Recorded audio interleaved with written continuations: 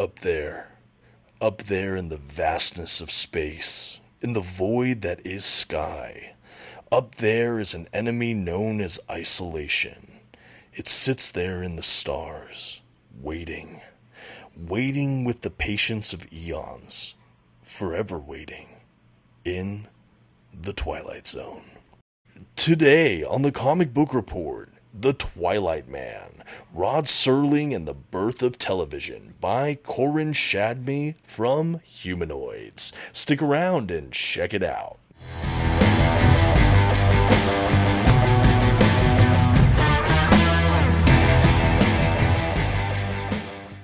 Greetings everyone, my name is Dominic and today you're tuning in to the Comic Book Report, where we review comic books and graphic novels so you can get an idea of what to read. And today I'm back in the world of Humanoids with another entry from their life-drawn imprint, here with Koren Shadmi's The Twilight Man. For those that maybe don't know, this is a biographical graphic novel showcasing the life and certainly career of Rod Serling, the creator of The Twilight Zone.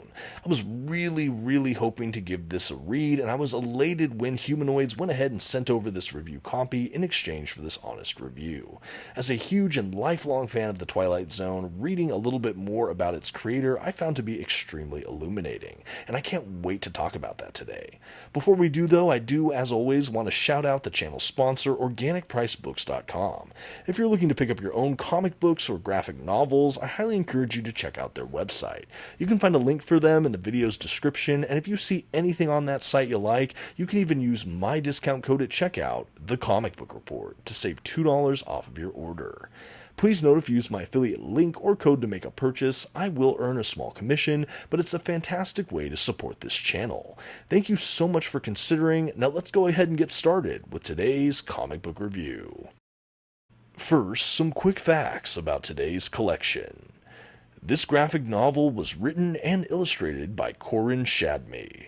The graphic novel itself was published by Life-Drawn, an imprint of Humanoids, in 2019. The volume itself collects The Twilight Man, Rod Serling and the Birth of Television. And finally, this is an oversized trade paperback collection with an archival matte print paper stock, a glued binding, and a total of 180 pages. At this time, I'd like to go ahead and issue a general spoiler warning. I will be flipping through the contents of today's collection and commenting on plot points throughout. You've been advised. Okay, here's our first dedicated look at the front cover for today's collection, and right from the jump, I absolutely love it. We have Rod Serling there depicted with a lot of the kind of iconography or visual motifs that evoke, yes, the Twilight Zone. I even like the Twilight Man seems to borrow some of the font choices there, or at least it homages it quite well. I think the color choices are also really fun. It's kind of a softer bluish or purple against white. The kind of cooler color palette, it just feels very surreal. On the spine, we do retain a lot of those trademark colors with the title, the creator, and of course Humanoids, the logo there at the bottom. I really do like the spine design here. I should note as well that this is a paperback collection, but I do believe they printed a hardcover as well. So there might be a couple formats available for this particular read, but I'm definitely happy with this paperback. On the back cover, we appear to have a couple reviews or accolades. We have a description about the collection, and in the background, we have, again, a lot of those kind of images we associate with Twilight Zone, like a disembodied eye. We have an open door into nowhere, the kind of hypnotic swirls, and more.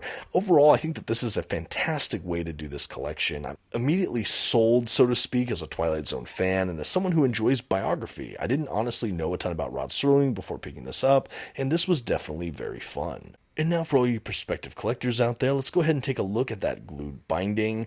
Honestly, thank you to the margins in this work. We don't really have a lot of gutter loss. I don't know that the pages lay down totally flat, but the binding seems to be holding quite well. I have no complaints here. And as I believe I mentioned earlier, it is kind of more of a matte paper stock. It's not like a high gloss or anything like that, but the pages are thick and it has a kind of archival paper feeling to it. And just for fun now, I thought I'd go ahead and do a side-by-side with another book from Humanoids, also by Koren Shadmi, and also a biography. This is Lugosi, The Rise and Fall of Hollywood's Dracula. If you like this review of The Twilight Man I'm about to present, and you have yet to see my coverage of Lugosi, I'll try to link the video. That was also a spectacular read. Again, this is kind of a subset within graphic novels, the kind of more memoir or biography-based kind of storytelling, but I was really fascinated by both of the subjects here, and I think the presentation from Shadmi is absolutely commendable. But again, I thought I'd just show you another release here, and again, if you want more details on Lugosi, you can check out my review. Okay, and with that, we can go ahead and jump right in. After a really cool title page that has kind of the swirling portal design, very Twilight Zone, we do have a list of kind of creatives and editors, things like that, publication information, and when we jump basically into a part 1, I believe there's a total of about 4 parts for this whole work. I like that we have these little chapter breaks. It really helps break up the reading quite nicely. This is a standalone graphic novel, though, so you can read it all at once like this. I believe this might have had a hardcover release as well. I'm not totally certain, but this paperback is quite nicely put together, I shall say.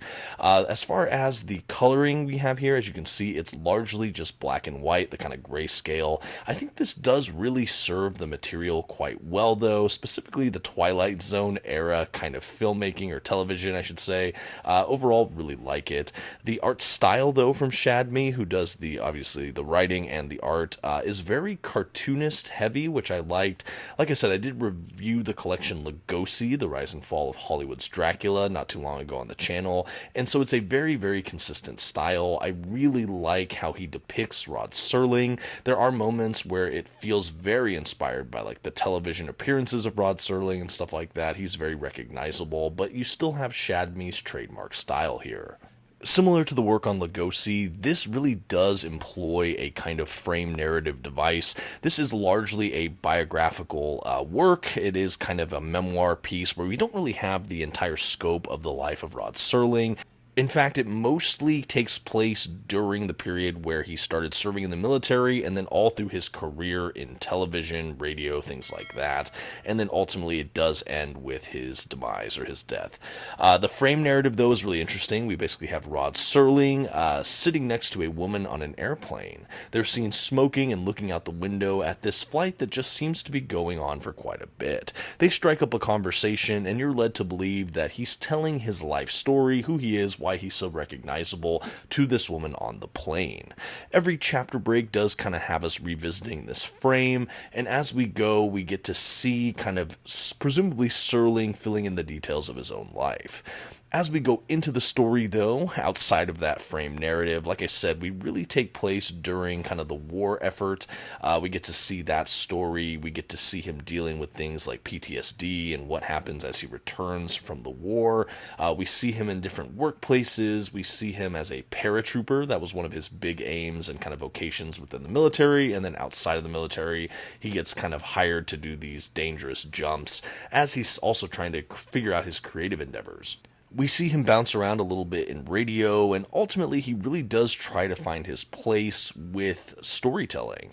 What's really interesting to me in this story is it really does take place around the kind of advent of television, and that is even in the subtitle of this work, and I think it's really aptly named here. So we not only get the history of Rod Serling's career, but we do get just some really fun pieces of early television history. We see Serling bump up against kind of ad men and people that are trying to basically dictate the creative framework of a lot of the actual storytelling mechanics of these shows based on what ads they can sell during it. We see him stifled as a creative, and we see him really wanting to push the boundaries sociologically and culturally with these kind of bigger human stories. And while we see him get kind of buffeted around by ad agencies, he has at one point in this work this striking idea to lean more into genre fiction. What I mean by that is he leans more heavily into sci-fi kinds of trappings or tropes to basically underscore these very big, important sociological and just human messages. And his reasoning is that if I set it so far in the future, or it's an alien race, or it's something, seemingly larger than life, you can kind of skirt around some of the controversy, presumably, that would come up as he brings up these kind of more heavier issues that he really wants to have basically just carry weight, and I thought that that was a really novel approach, and I certainly see that echoing in the episodes of The Twilight Zone, of which I am a huge fan.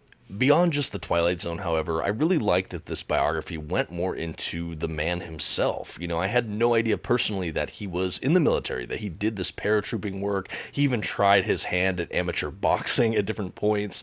I thought it was really, really powerful how this creator depicted the weight of PTS or PTSD, the kind of post-traumatic stress that often, unfortunately, comes with being a soldier, especially in this period. And I think that seeing the realities of that on the page, I think was pretty striking here.